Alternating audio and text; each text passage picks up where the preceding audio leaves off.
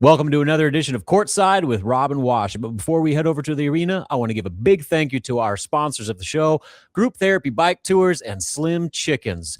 We'll start with Group Therapy. They are all in on the Nebraska basketball wave.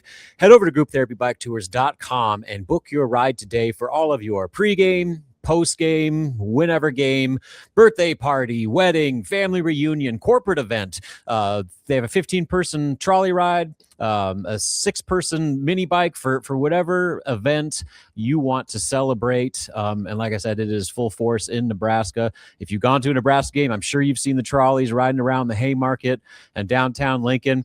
If you go over to grouptherapybiketours.com and use the promo code NebraskaBall, you will save 15% on your first ride. So make sure you head on over there and support our great sponsor. It's a ton of fun. I've been on it several times. Could not recommend it enough. Now over to our other sponsors, Slim Chickens. Bill Hooks and his wife Stacy are diehard Nebraska fans, and they couldn't wait to jump on the Nebraska basketball train.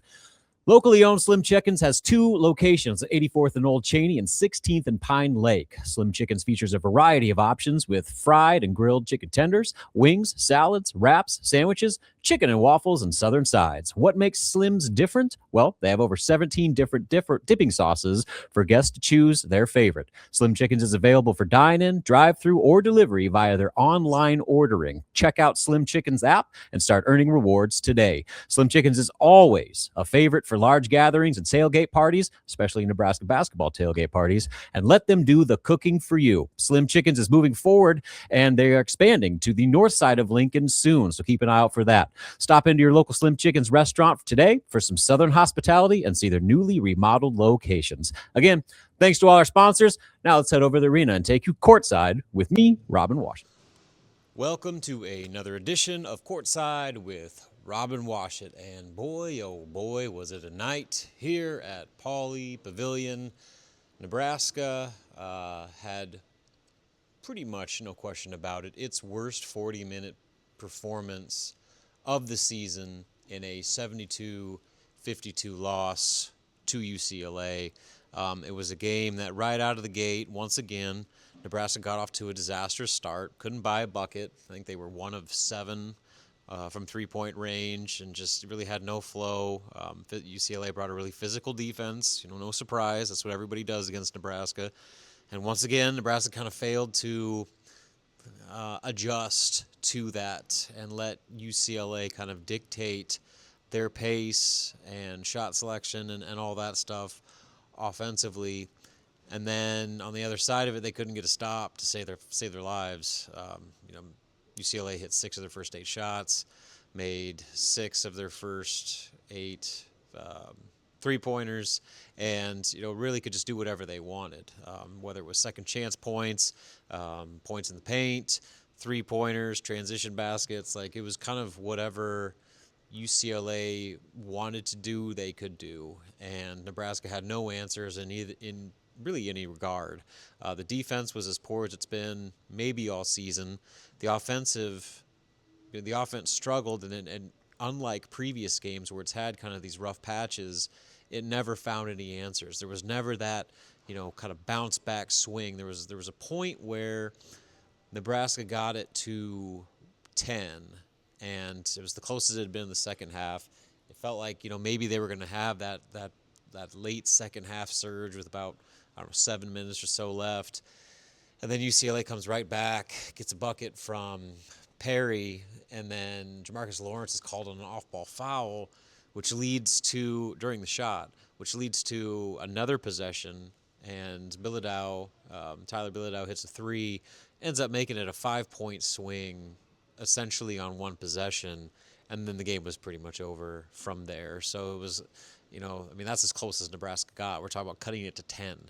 So this was a game that UCLA controlled throughout, and that's probably the most disappointing part of it, is that while Nebraska's had so many different instances of, cold shooting stretches or, some poor defense or some issues rebounding, more often than not, maybe outside of the Illinois loss, they always had a way to battle back and keep it competitive and keep themselves in position to have a chance at winning, and this one just they never got anywhere close to it.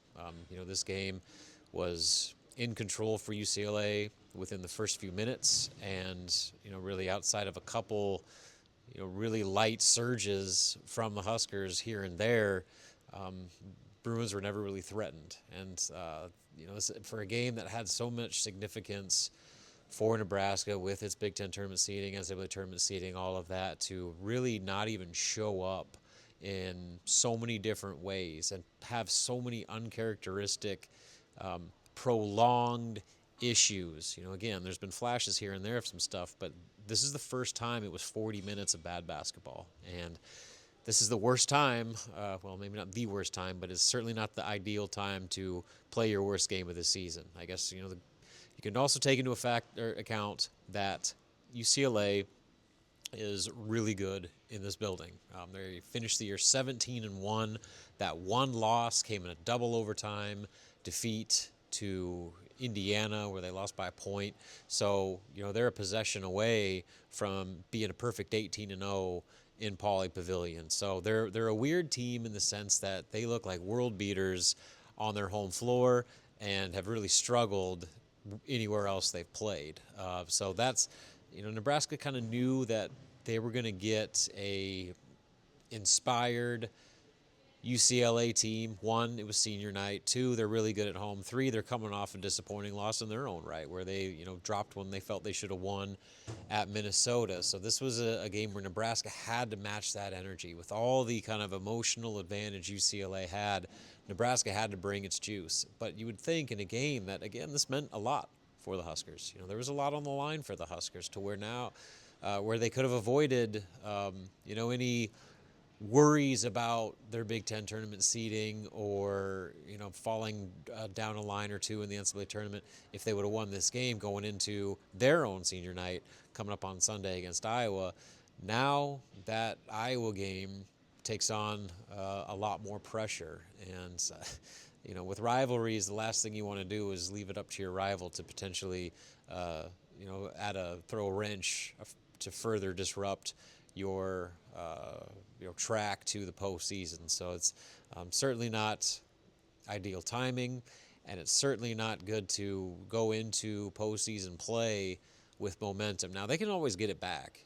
The Iowa game is another opportunity where you can get revenge for another poor performance out in Iowa City, and find a way to send your seniors out on a high note. So Nebraska should have no shortage of motivation in that one, but they've got a lot to fix. They've got a lot to improve just with their mentality, their focus, their execution, their physicality, all the things that, make you a good basketball team this time of year.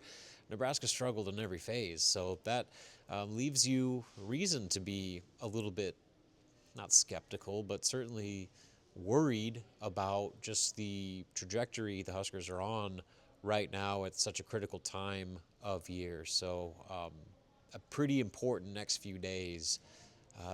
Because of NCAA rules, Nebraska will fly back tomorrow, and because they're flying back and arriving after 10 a.m. local time, that makes it count as a team activity day. So they can't just go home and go back to their apartments and just regroup, refresh. They have to head back straight to the facility. They're going to watch film, go through a light practice, just to make the most of what is now a team dedicated day, because they chose not to fly home at what would be 2 o'clock in the morning Central Time. Fred Hoiberg was pretty critical of that rule and has been for a while, but that's just kind of the cards they're dealt. And so they're going to make the most of Wednesday to just try to review what happened. And then the big message coming out of this one was flushing it. I guess the one good thing is Nebraska's had some struggles here and there, but for the most part, they've been able to turn the page pretty well, to where they don't dwell on losses and they don't ride overly high on big wins. And so that's when you're really counting on that mental component to be able to compartmentalize this loss for what it was. Yes, it's disappointing, it's frustrating, it's concerning, but you can't let it happen again. you've got a way to find a way to just put this one past you and get back to playing your brand of basketball. And now what becomes maybe the most important game of the season, just because it is senior night, because of the postseason implications and the fact that it's Iowa. So they will come back to work on Wednesday. They have to take Thursday off, and then Friday, Saturday they'll practice. And these next few days, like I say, are going to tell us a lot about what this group really is made of. They've done such a good job of just kind of staying even keel and trying not to get too high, too low, but this is the lowest they've been all year long. They have not had to respond from a loss like this. Even the Iowa game, where they just didn't do anything right defensively. At least they were in it. I mean, they had a chance going into the final minutes of that game. And so you can just look at it like, all right, well, a couple plays here and there, it's a different ball game. A couple plays here and there in this one doesn't change a whole lot. I mean, you change a 20-point loss maybe to a 15-point loss. So like that's a unique element to this one. Is this was a punch that Nebraska just hasn't had to take this year, and we'll see how these seniors, how the coaching staff, and the team collectively picks himself up off the mat. You would hope they do it the right way, but time will tell on that one. And I guarantee you, Iowa would love nothing more than to hand Nebraska yet another soul-crushing senior day defeat, just like they did a year ago, that kept Nebraska out of the Big Ten tournament entirely. So for that to happen, you just need more from everything. They got to be better defensively. The rotations weren't crisp enough. The closeouts weren't hard enough. There was the communication. Nebraska just looked disconnected on defense, and that's something we haven't seen really much of all year. Again, there's been some inconsistent offense, but they've always been able to lean on their defensive connectivity, and that just seemed out of sorts from the jump tonight. And then offensively, this is one of those examples where Nebraska's leaning too hard on Price Sanford. UCLA knew Nebraska was trying to get him going and that he was kind of the heartbeat of Nebraska's offense, and they beat him up just like other teams have in the past. Got away with some physicality, which that just kind of is the way that this league is. And so Price snapped a streak of 17 straight double-figure scoring efforts. He only had 9 points, 3 of 9 from the field, 2 of 7 from 3. So he never really found his rhythm. And the problem was that no one else was really there to pick up the slack. I mean, Sam Hoiberg gave you, his kind of steady Eddie numbers, 12 points, 4 of 5 shooting. So, I mean, he was good. Cale Jacobson came off the bench, gave you 11 points in one of his better games individually, at least from an offensive standpoint, 4 of 7, 4 rebounds, 11 points. He did have 3 turnovers. And then Rink, he had 11 points, 4 of 7. It's fine, but Rink is supposed to give you more than that. Braden Frager is supposed to give you more than 2 points on 1 of 7 shooting. Jamarcus Lawrence is supposed to give you more than 2 points on 1 of 8 shooting with 3 turnovers. The rest of the cast, and Berke had a rough day, 2 points, 1 of 3 shooting, and got a flagrant foul out of frustration. So this is Nebraska's outside of Sanford right now just doesn't have the star power to kind of counter when teams go all in on taking Price out of the equation. And you got, some decent contributions, but no one stepped up and said, I'm going to be the alpha and I'm going to go get you 25. That was happening earlier in the season, and it's just not happening nearly enough right now. So that's kind of the focus for me over these next few days, is you need to get back to that kind of pick your poison type offense that they were playing, where, all right, you can take away Price, but Braden's going to go get you for 20, or Rink's going to hit 4 3-pointers and get you for 25, or Jamarcus, like he did against Indiana, is going to score 15 to 20. That's just not happening nearly enough right now. And for Nebraska to get things turned around in time for postseason play, it can't just be one guy carrying the load, where if he's off, then the team has, is scoring 52 points on 38% shooting. So, and then defensively, you just got to get back to the connectivity, the activity, and the physicality that has made them so good really for every game up until this point. I've rambled for about 13 minutes now, so I'm going to sign off. It is late. It is currently 12:14 Pacific time, which means it's about 2:14 in the morning Central time. I got a flight to catch in the morning, so I'm going to sign off. Thank you for tuning in. It wasn't a great feel-good video, but the good news is there's one more regular season opportunity ahead. Postseason play is still there, and Nebraska still has a chance to do things it has never done in its program's history, which would make a night like tonight in Los Angeles feel like a thing of the past. So thanks again, sponsors, Group Therapy Bike Tours, Slim Chickens. We'll talk to you on Sunday for pre- and post-game analysis on Courtside with Rob and Washut.